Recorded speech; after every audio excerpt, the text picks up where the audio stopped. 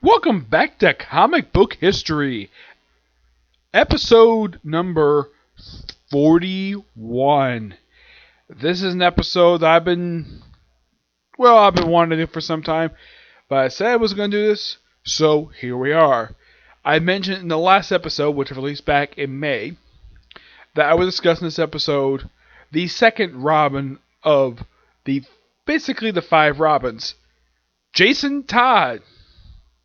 Yep, a man who's also known as not only been Robin, he's also known as Red Hood, Red Robin. Let's see, he's also been Batman, believe it or not. Yeah, he's been Batman. And he's also been a Wingman. Yep, he was Wingman at one point. I'll get more into that. He made his first appearance back in Batman number 357.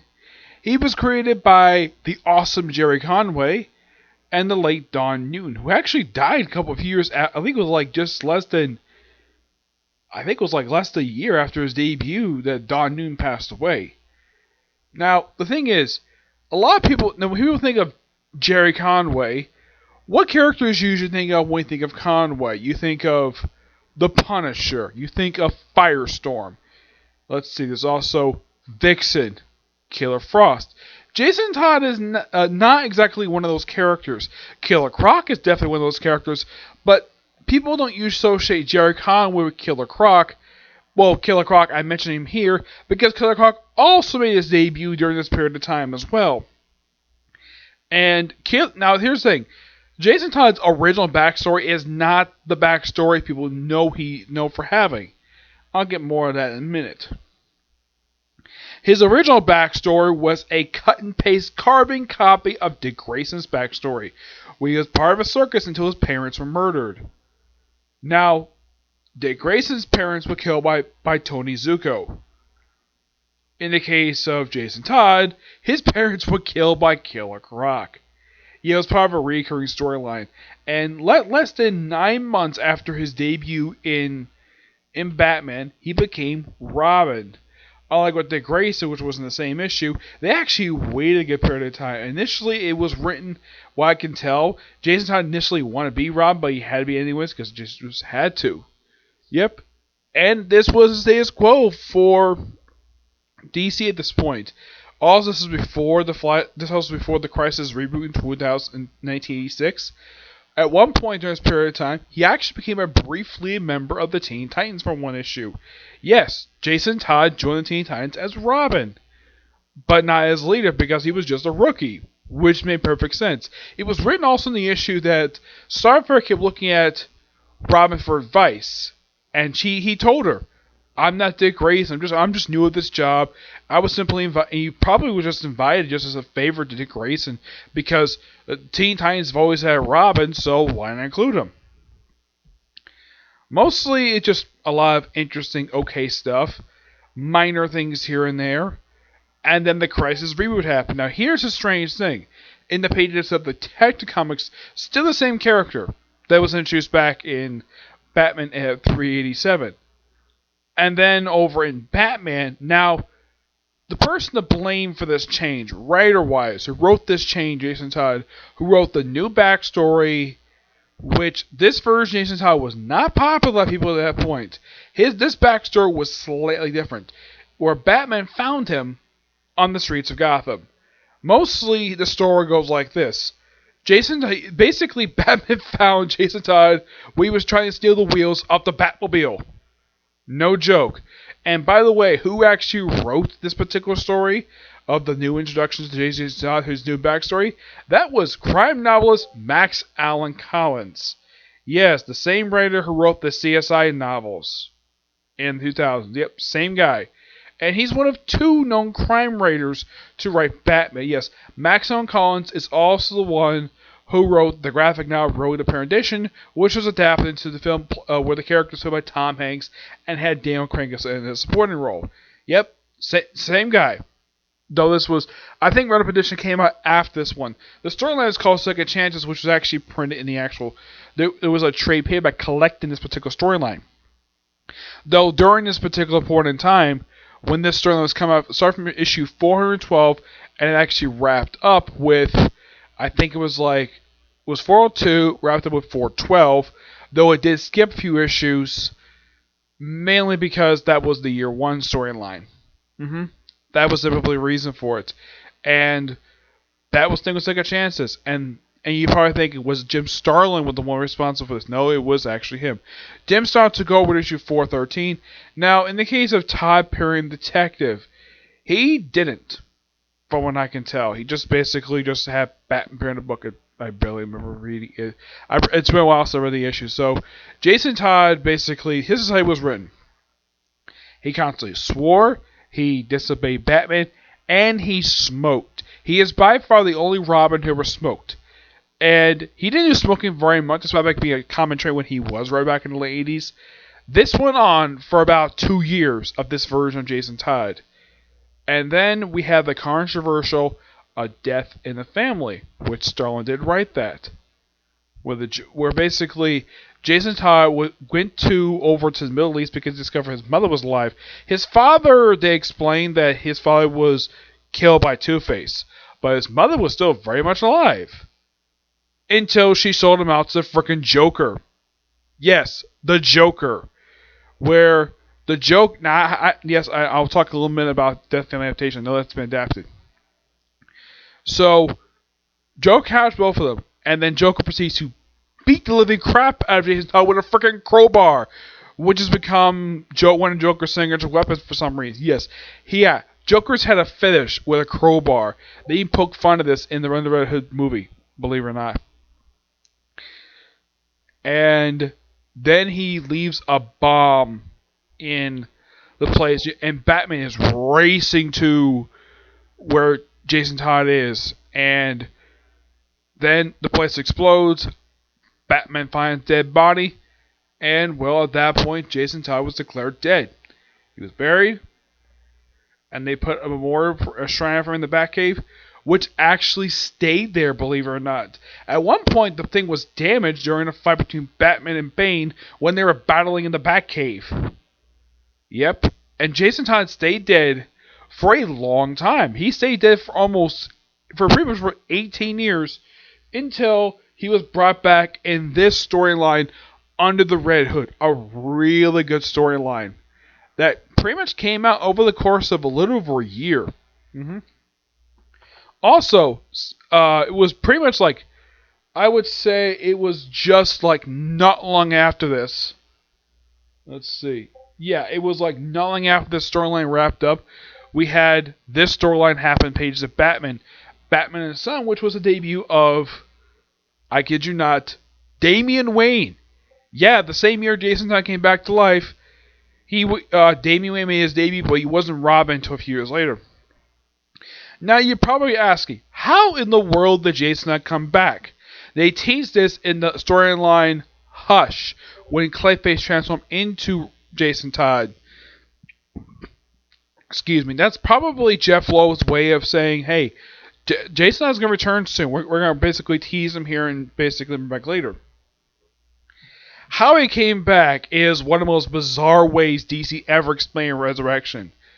Okay, during events of Infinite Crisis, Superboy Prime punched the walls of reality really hard. Effectively shouted and basically did a lot of... basically threw in some retcons, some characters resurrected. How Jason Todd came back because of this, he apparently dug himself out of his own grave. And here's something quite strange though. Talia was at his grave for some reason. I have no idea why.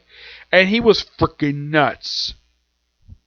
And they threw him in Lazarus Pit, still freaking nuts. They kind of explain what happened with him after he was brought back in the Red Hood Lost Days miniseries. I haven't had a chance to review that yet, but from what I remember reading about it, it's really good. And Winnick himself actually is the one who wrote it. Yes, Joe Winnick, the guy who resurrected Jason Todd. And it's surprising though, the Red Hood Lost Days was the only solo title he wrote for Jason Todd aside from the Red Hood stuff. Now, during the initial storyline itself, the guy on the Red Hood, he made a guest appearance in 2 titles. He guest starred an issue of Teen Titans to battle Tim Drake, which made absolute perfect sense for him to do. And he also guest starred an issue of Green Arrow, which Ron Winnick himself wrote the issue, so why not? And I think he also appeared in an issue of the Heart of Hush storyline in the pages of Batman Gotham Knights, which is considered to be one of the worst Batman stories of all time. I agree, the story is freaking bad. Yep. And during this, now right after this, right after the storyline wrapped up, they had him appear in the pages of 52. Yeah, he appeared in that book. And he also appeared in Countdown. Yep. Where he got flung to the multiverse, getting whacked by Kyle Rayner when Donald was possessed, and he got thrown to the world where he got a costume and he became Red Robin. His costume as Red Robin, I kid you not.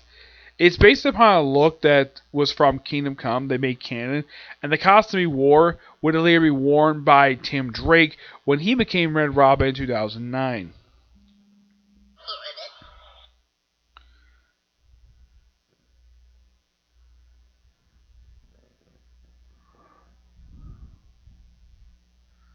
Yep. So, and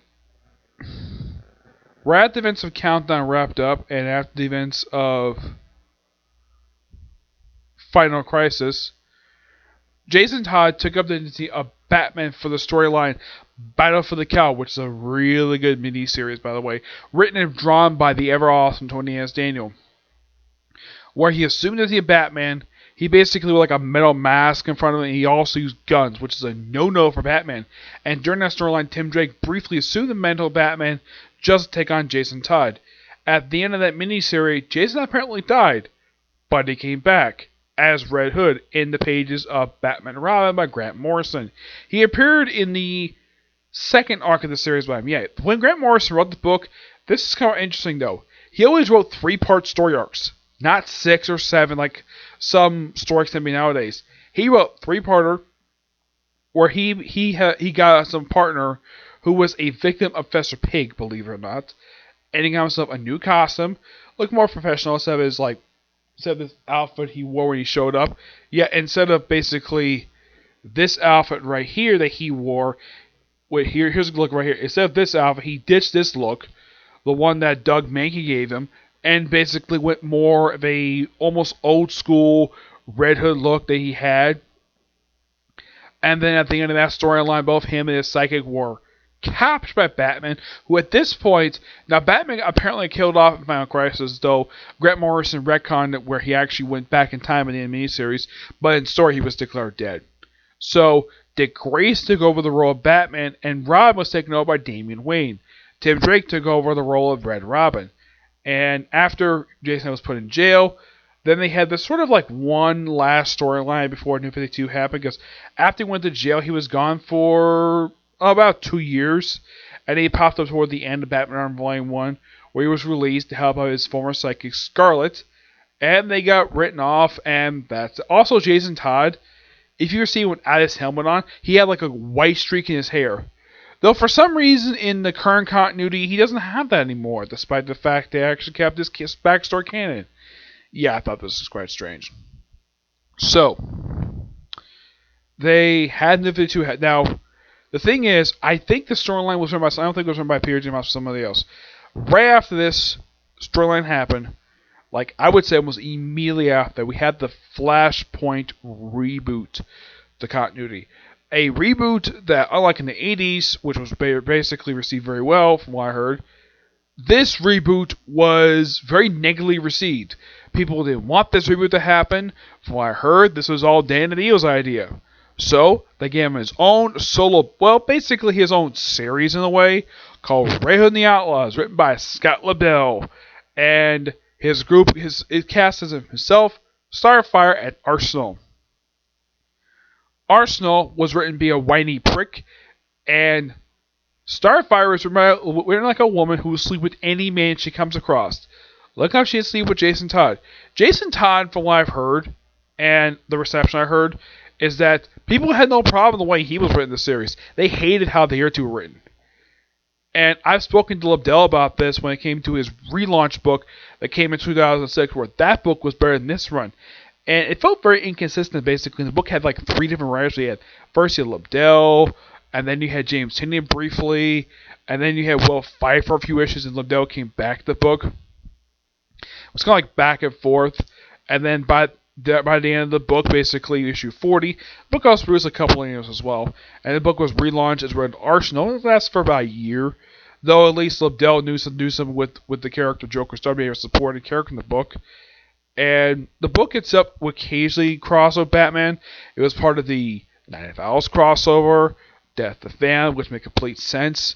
He also had an issue tied into Zero Year, but after that he didn't have much. He did also have a crossover Robin, which that's something else altogether. Guess how really badly written most of the storyline really was. Plus, this book is simply just a tie-in of what the heck that Arsenal and Joker started up to. He was heavily part of the storyline because he was a former Robin. He tried to help train the We Are Robin gang, which was humongous. And the storyline felt very rushed anyways. And then after that storyline wrapped up, not long after that, the Red Hood Arsenal series wrapped up. And then we had Joker Star go away, though she came back in the pages of Nightwing, believe it or not. And then we had the relaunch. Yes, the relaunch of Red Hood and the Outlaws. With Lobdell still in the writing. And look up, I have all the books that have been officially released of Red Hood and the Outlaws. Well, basically, it was Red Hood and the Outlaws' first 4 issues, 4 trades, and then became Red Hood Outlaw. At first, this book was simply just like they replaced Starfire and Arsenal with Bizarro and Artemis, which did make a lot of sense. It was also very heavily implying that Artemis and Jason Todd had a thing for each other the entire run. The run is fantastic. There's even one story he goes back to the country where he actually died. And he looks out a window, and outside the very window is the very building he died in. Yeah, I thought, wow. Lobdell must have done his research when it comes to Death of the Family. And as far as I can tell, the book is still going. Lobdell himself is leaving at issue 50, but he's leaving a book at an interesting time, because at issue 25, they decided to stop calling it Red Hood and Outlaws, but call it simply Red Hood Outlaw, but still keep the same numbering. Because they had to take Artemis and Bizarro and ship on Ultimate Dimension for about a year. Though they did have Ray Harper come back to the book before he died in Heroes of Crisis. And since then, you have basically Jason Todd still being Red Hood with new costume. At first, he took the place of the Penguin, because toward the end of his run, he apparently supposedly killed the Penguin, but he didn't. Nope, he took over his nightclub. And there was a character introduced at the start of the original run. It's a character called Susie Sue, an overweight woman who at one point had started a relationship with another guy she broke out of jail with. Actually, broke out of morgue. And she and her sister took over the Iceberg Lounge, which is still part of this very day. The book itself is really good. And it's going to be sad to see Lobdell go with issue 50. Especially since I did read the most recent issue that came out today. Which actually kind of resolved a plot thread that was left over from Scott Snyder with the whole thing with the Joker's face thing and be removed from Dula Dent, and finally the Joker getting involved with her. Finally, after several years of this character. Now, Lobdell, I get the reason why Lobdell did that. Was because he was probably one of 2 writers who actually write it freaking properly and make it be interesting. I mean, the first 2 writers who wrote it was Ann Nesenti. She apparently had no idea how to properly write this character. And apparently Francis Manapul had no idea what to do with the character. He just threw her into their last Architecture comics for no reason, and she got written off.